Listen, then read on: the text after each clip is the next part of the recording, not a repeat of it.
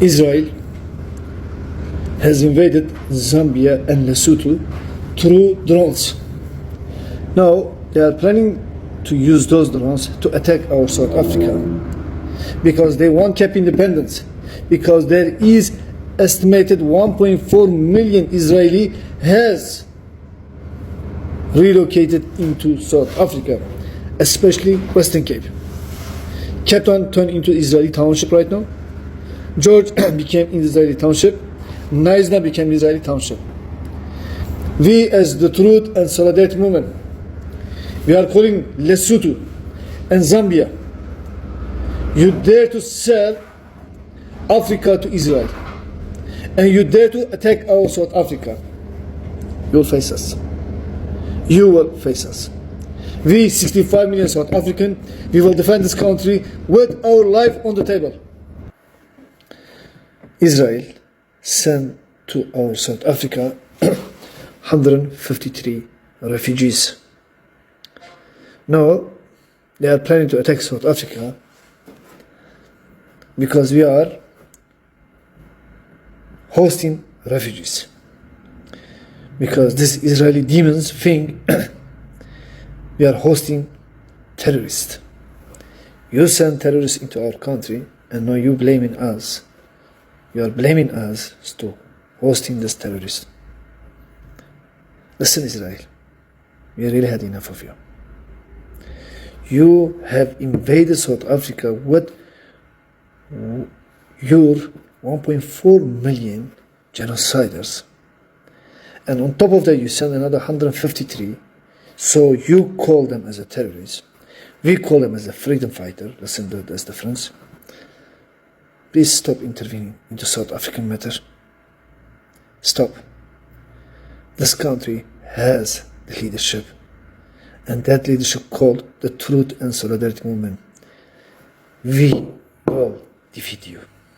The Palestinians that arrived in South Africa is not the scary part. The scary part is the organization that sent them, and they go by the name of Al-Majd. The organization claims to provide evacuation services, primarily targeting the affluent Palestinians that are staying in Gaza. From the reports that I'm reading from Al Jazeera, the evacuation isn't coming cheap. We're looking at around $1,400 to around $5,000 that these Palestinians were paying. Now I know what you're probably thinking to yourself. They actually chose to leave Gaza, so what is the problem? Why is everyone making it a big issue that they evacuated? Here's the thing. What's your definition of evacuation? If I was to provide for you an evacuation service, I would basically say, so ma'am, you're currently staying in a place of danger. We've got another place where you can relocate to in the meantime, and you can wait there. And then when your current place no longer has any threat of danger, you can come back to it. However, if I move you to another place and I make it in such a way that you can't come back, that means I've now forcefully relocated you. And that is what has happened to the Palestinians. They have been forcefully removed from their land under the guise of evacuation. The Palestinians left without an exit stamp.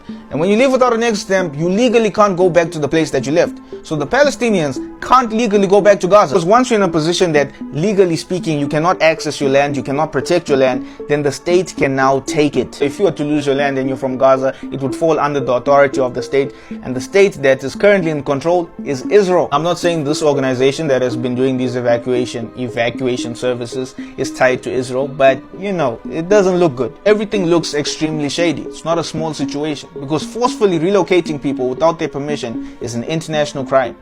And all players that have been involved in doing this must be held accountable. You know, the funny thing about this whole thing about the Palestinians, right, is that it's the same argument these illegal foreigners, or the proponents rather, let me say, that they use when they're talking about illegal immigration. It's like, oh, the frontline states, these countries like the likes of Tanzania, Mozambique, they were anti-apartheid states. They were against the apartheid government. I'm like, Yazin and Gosim, thank you so much. But that doesn't give you the right to flood our country with millions of your citizens and give them the right to break our laws, right? It's like us as South Africans cannot allow ourselves to be emotionally blackmailed and emotionally guilt-tripped into allowing something that we know is wrong. Ababantu can't hold us at ransom and say, oh, you guys have to allow us in because we did something good for you in the past. Thank you. But now we're going to exercise our freedom. We're going to exercise our country's sovereignty, which means you must respect our laws. right? You guys didn't. Maybe I'm mischaracterizing what the apartheid struggle was, but you guys didn't advocate for our freedom to give you guys a justification to flood our countries with millions of undocumented foreigners.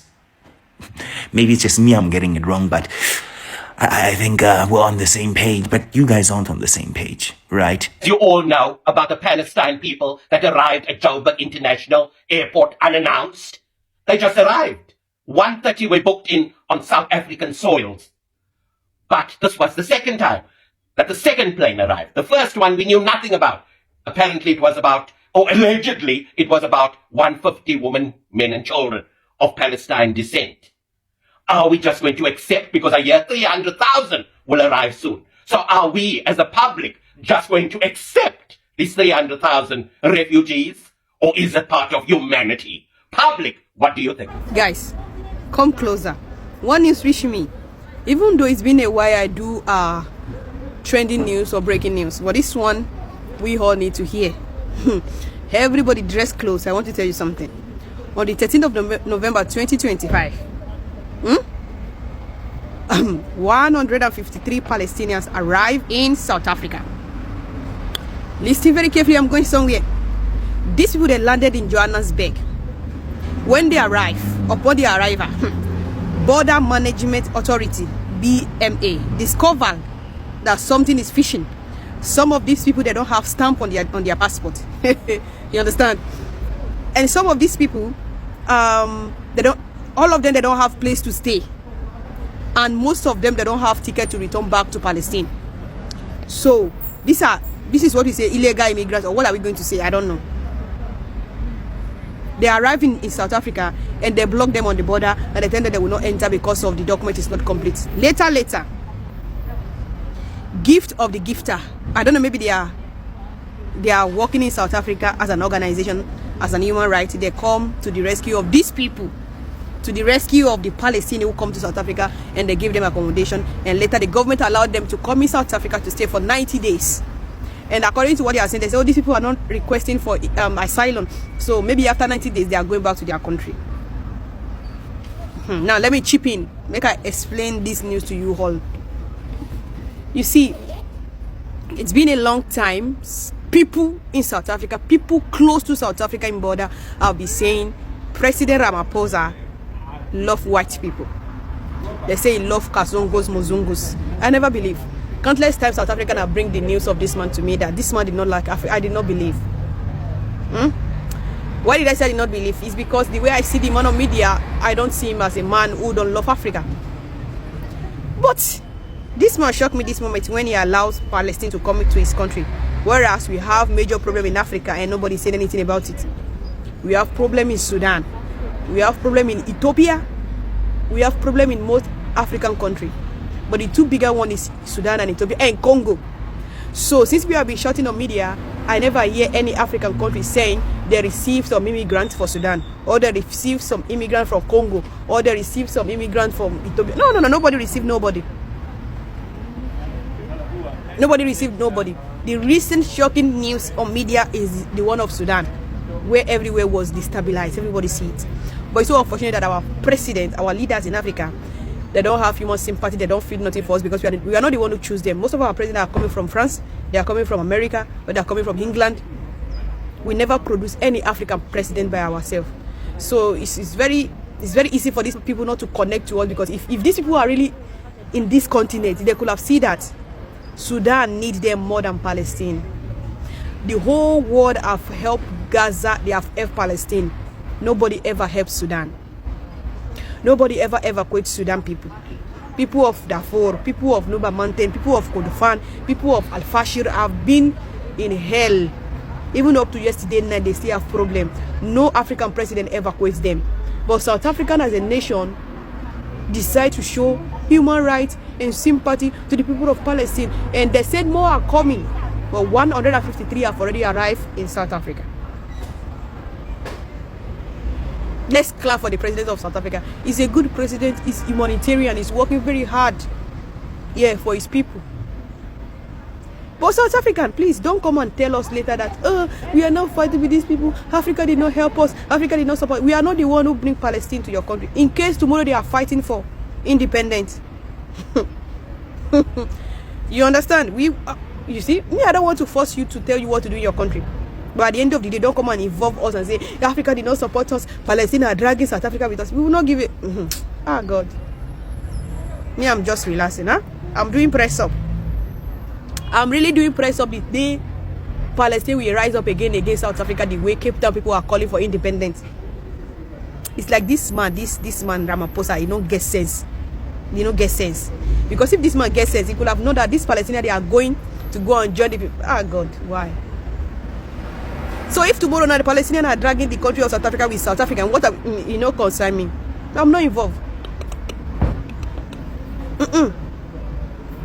And it's very sad. Very, very sad. Very, very sad.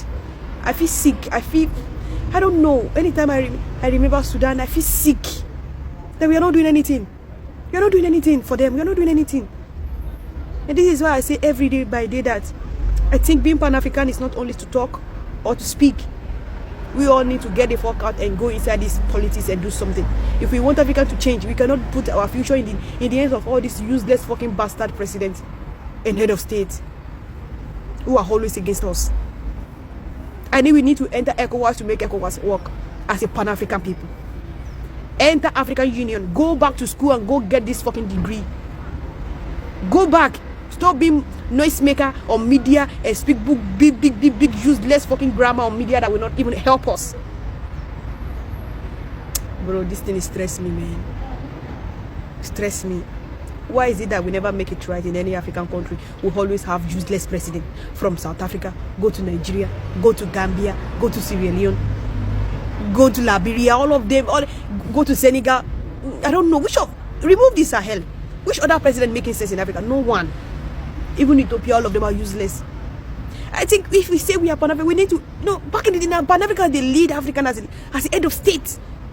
As the head of state. From Nkrumah. You see? We are messing up. Now Pan-African of these days, we are now TikToker, we are now content creator, speaking bullshit English on media. You see? We are not making sense. We are really not making sense. I'm seeing now that we are not making sense.